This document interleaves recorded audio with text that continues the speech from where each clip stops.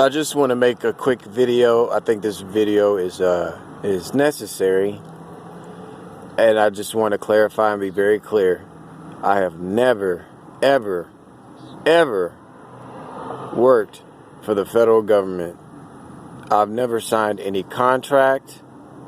I've never agreed to be part of any type of experimentation whatsoever.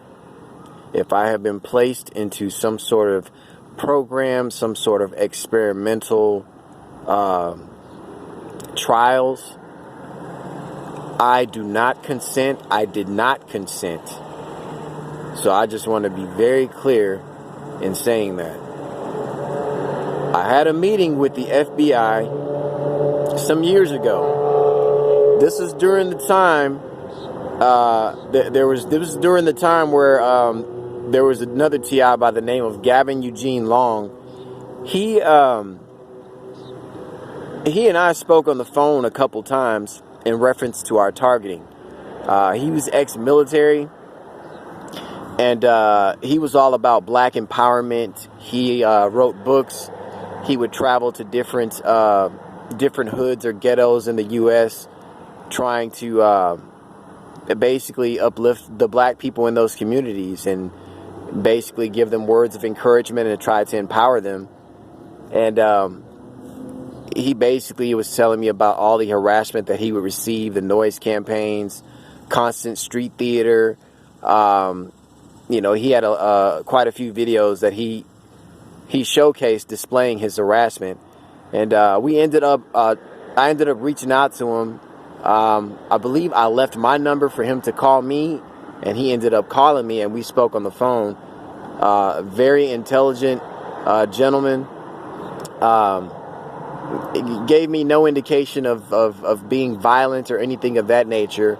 And I was very shocked when I come to find out, when I watched the news, that I saw his face on the news. And I was like, I know that guy. That's Cosmo from YouTube, because his YouTube name was Cosmo. Okay. His real name is Gavin Eugene Long. So, he ended up killing like 3-4 cops, and then ultimately they killed him. And from my understanding, it seemed as if it was some sort of setup. He was led to believe that his life was in danger, or he got some sort of intel or whatever that the cops were coming for him or something. I'm not sure exactly what transpired. Only God knows. But when I talked to this guy, there was no indication to me that he was going to go out and do anything like that. So, again, only God knows that situation. So, I'm telling you guys this in this video because I want to disclose some additional information that was said to me by the FBI when I met with them. Okay? It was a very strange meeting, and I've already done a video previously about my encounter with the FBI. After that incident happened with Gavin Eugene Long, give me 1 second, because I'm going to have to dig in my wallet again to get that card out from that agent that I spoke to, because I always like to show proof of things. I don't like just speaking on things and not having nothing to show for it. So let me get that, his card that he handed to me after we met. I'm going to put my camera down for a second.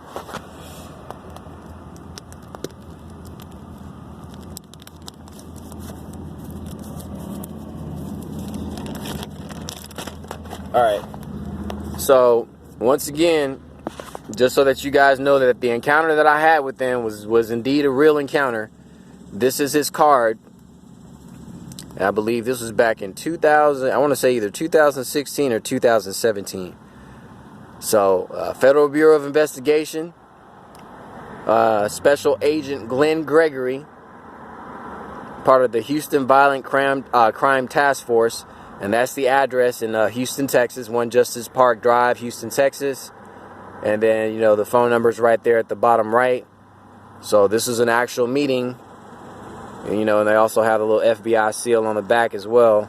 I guess that's part of the front indentation or whatever. But anyways, so that was a very real meeting I had with them. They picked me up. They took me to Intercontinental Airport in Houston, Texas. And they basically questioned me about Gavin Eugene Long. They wanted to know if I knew if he was planning any other attacks, if he was working with any other groups, basically any and everything that I knew about him, they wanted to know. Okay. And the vibe that I got was that they knew what was going on with that situation. Okay. So it's like they have to play this role like, you know, we have to go through the standard procedures of questioning and things of that nature. Because in my previous video that I made with having this encounter with the FBI, I mentioned to them, I pleaded with them, I said, look, you know, I hope you guys don't think that I'm crazy, but what I'm telling you that I've been experiencing is the absolute truth. I'm not lying. And again, that agent, it was Special Agent Glenn Gregory himself, because there were two agents. I don't remember the other agent's name, but Glenn Gregory said to me, Anthony, we know that you're not crazy. We know what's going on. There's nothing we can do about it. We got our hands tied.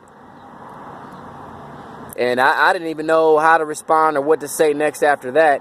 Then he went on to ask me if I was religious. And I told him, no, I'm not religious, but I'm very spiritual. And I do believe, you know, in a higher power. I do believe in the Most High. And he asked, and then he went on to say from there, well, do you pray? I say, yes, of course I do pray. And he says, that's all you can do is just pray. Okay. While he was telling me this, the other agent and the way they were seated was very odd. I was seated off to the very far corner of the room. It was kind of a small office, so I was seated at this desk. There was no one in front of me directly across the desk. Special Agent Glenn Gregory sat off to my left, like the left corner of the room. I was on the right. And then the other agent sat parallel to me, like on side of me or whatever. But he was looking, it was like he would look at me at times, but then whenever Special Agent Glenn Gregory would speak, it was almost as if this dude had like this really focused look at Special Agent Glenn Gregory, almost as if he was like puppeteering him in a way. Or maybe they were using artificial telepathy. I don't know. But the vibe that I got in that room was a very strange vibe. Okay?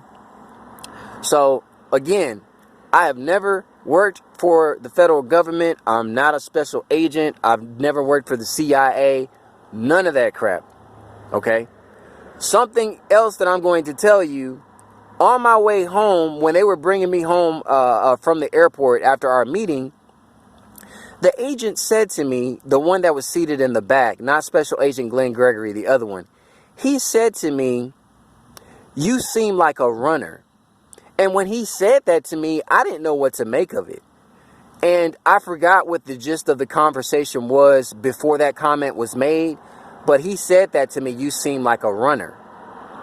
And I didn't even think to address or ask him that question. It was almost as if like, I don't know, like something had a hold on me to not even, to not even be able to question what he meant by that. And then shortly after that, we arrived at at the house, and they dropped me off. They thanked me for my time and stuff like that. As I'm walking down the walkway towards the house, I was staying with my cousin at the time. That same agent then says to me, he says, you were a whole lot more cooperative than usual. Then by the time I could turn around because I was going to question that one. By the time I could turn around to ask him what he meant, they was already down the street. Okay. So if I've had some type of workings with the FBI or government, I have no recollection of it. And I just, it's just very strange to me. Just those short phrases and sayings, and then not really getting any elaboration on it or explanation as to what was meant. So it could have meant anything. But I'm telling you guys this because I want to see what your opinions are about that. Again, he said to me, you were a lot more cooperative than usual. And I've never had any dealings with the FBI. Not that I know of anyways, because that they have people in society that are, FBI agents that blend in. So, I just don't know. But I just wanted to let you guys know that information as well. And, hopefully I can get some sort of Maybe if there's anybody out there with information in regards to what they could have meant, you know, that could have some further insight and let me know, I'd highly appreciate it. But yeah, I know sometimes they can MK Ultra people and have them forget certain things or create certain altars and things of that nature. You know, I wouldn't put it past anybody to say that a person could be an agent and not even know they're an agent, or could be working for the government and not even know that they work for the government. So, you know, that could very well be a possibility. You know, it's been proven that mind control does work.